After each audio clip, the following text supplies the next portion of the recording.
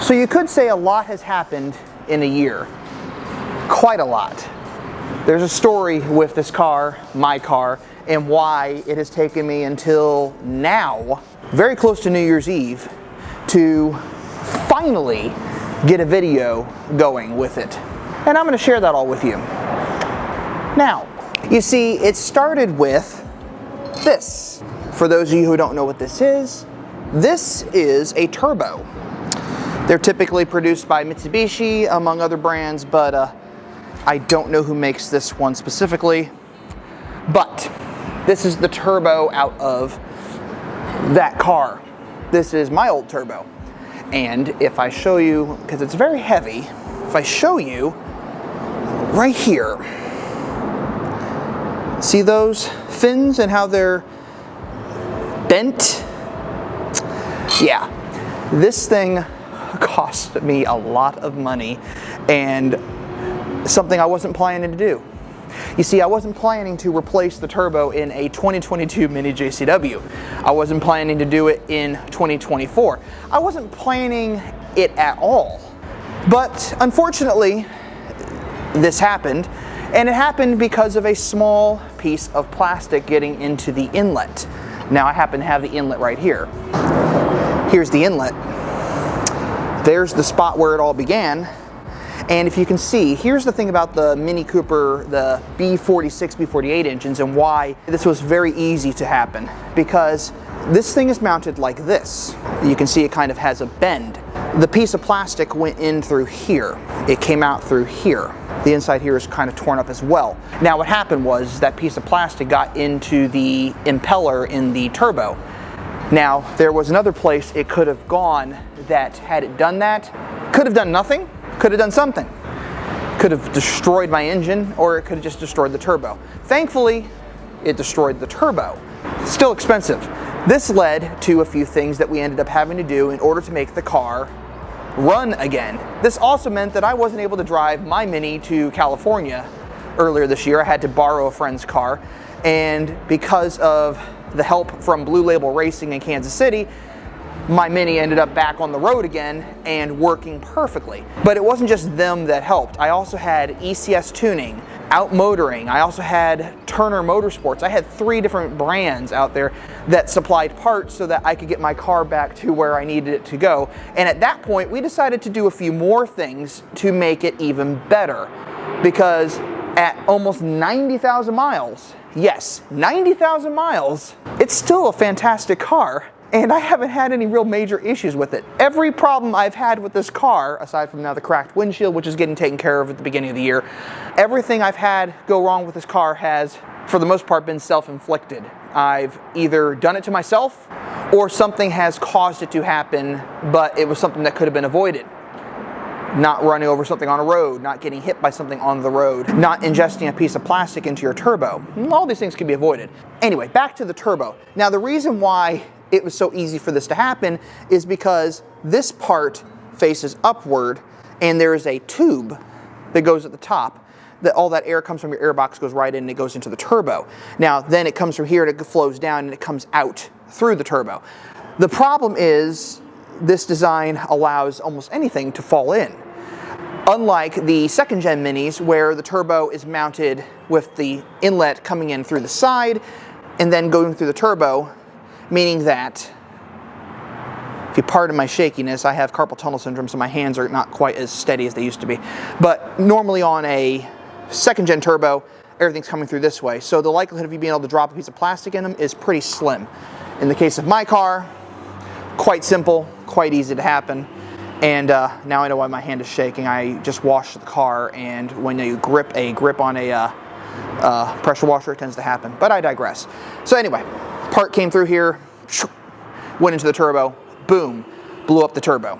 The car still functioned, and just so you know, if it does happen to you, the car will still function. It will function with about half the horsepower it is supposed to have. So imagine driving a Mini in eco mode or green mode. It'll feel even worse than that. And it definitely did.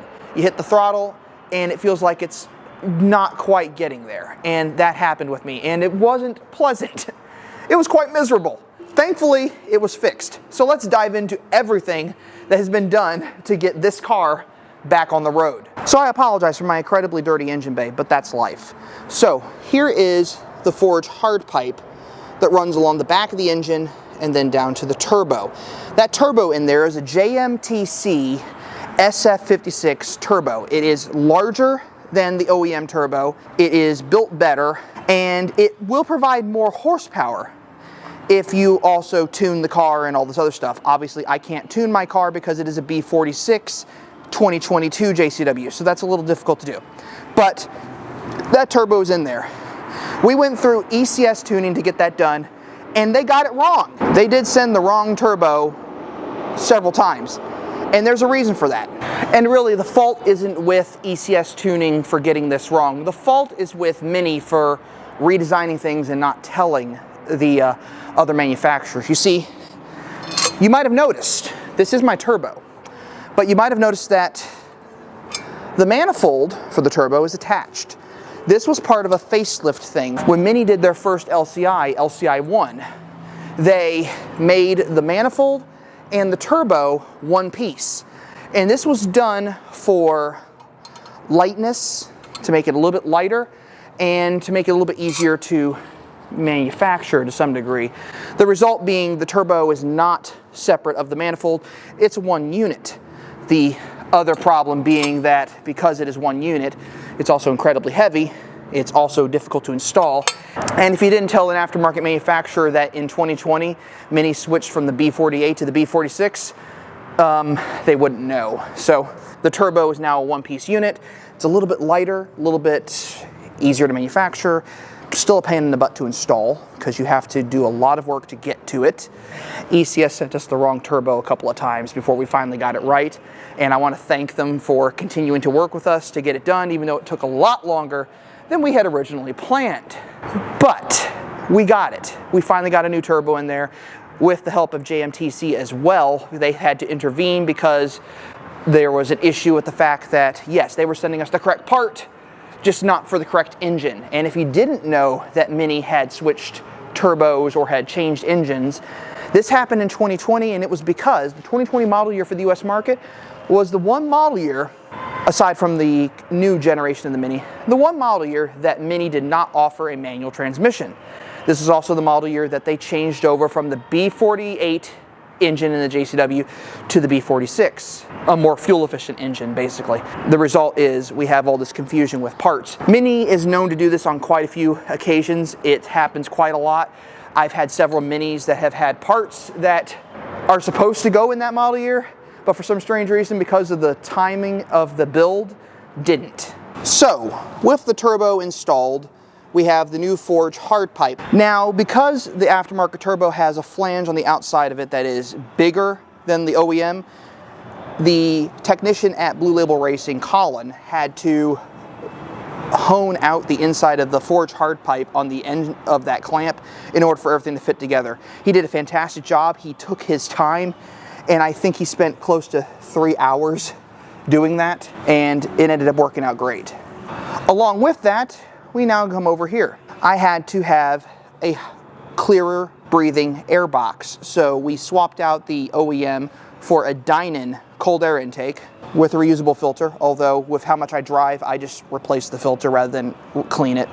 Dynon intake, forged hard pipe, JMTC turbo.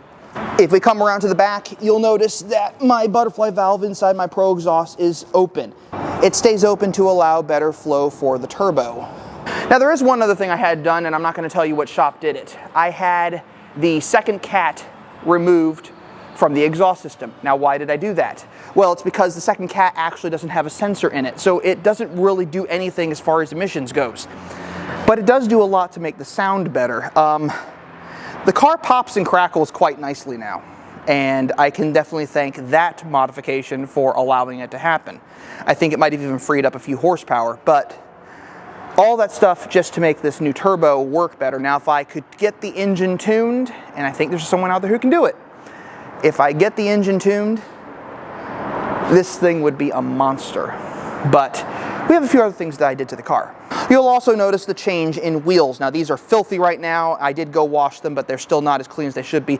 These are OZ Super Turismo WRC Evos, and they really give the car a cool kind of rally car look. Wouldn't you agree? Now I also added two 15/45 18 tires. Yes, they are very, very tall by comparison to the stock tire size, but I felt they were needed. Now the problem is I may go back to the smaller tire because now that I've done this, I have shaved the inside of my wheel arch quite a bit. As you can see, pieces of tire and wheel arch coming off. Happens quite often, but there you go. So I may go to a smaller tire. I may go back to Continentals. Not necessarily a fan of Hankooks. I was driving in the rain the other day and got a little squirrely. I wasn't going that fast, but I still got a little squirrely, but it happens. We also replaced the bushings. I had a creaking noise, horrible creaking noise coming from the front end of the car, and we thought for the longest time that it was the steering rack. Turns out it wasn't. It was the control arm bushings and the sway bar bushings. We now have PowerFlex sway bar bushings and PowerFlex control arm bushings. And I can't thank OutMotoring enough for supplying them for us because no one else had them available, but they did. And they got them to me in just the right amount of time so that I could get them put on the car so that we could fix the problem. Now, the weird thing is, once we had the control arm bushings installed, they squeaked like crazy. And we couldn't figure out why. We thought there was still an issue with the car. So we started doing some checking, we started doing some listening, and Jorge at Blue Label was able to figure out the problem. We brought the car to a slight slope in a parking lot, and after moving it back and forth, realized the squeaking noise was coming from the control arm bushings. And that's because the old ones were rubber, and the new ones are polyurethane. Well, the new ones needed a little bit more grease in them than the old rubber ones did. So we put some grease in the area where there wasn't originally grease supposed to be because the OEM ones don't need that. And the result is, knock on wood, this car hasn't squeaked since May, and I don't think it ever will. Now that I've said that, it probably will, but anyway. Not much else has been done. I did take the black trim piece off the grille and put it back to the red JCW. I may change out the wheels at some point. I may even go black wheels this time because I haven't done that in a long time. But otherwise, it's been great. My dog, on the other hand, did decide to do a little scratching on the driver's door. Didn't damage the paint, but he did scratch the vinyl a little bit. So I may have to fix that at some point. I may do some tweaking with the suspension. I'm thinking of getting a coilover set at some point that has camber in it, so I could put a little camber on the front.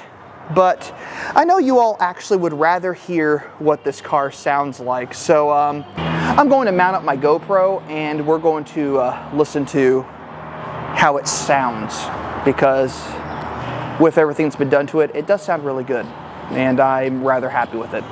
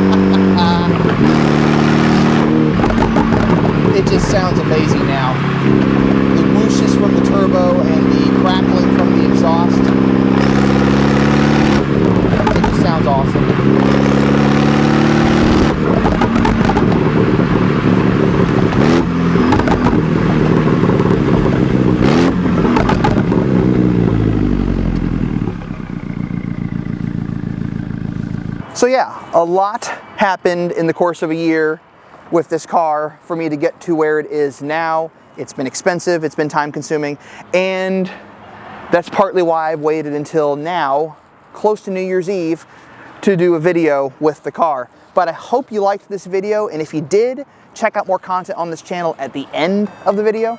And as always, thanks for watching, consider subscribing, leave a comment, whether positive or negative, I'll read them.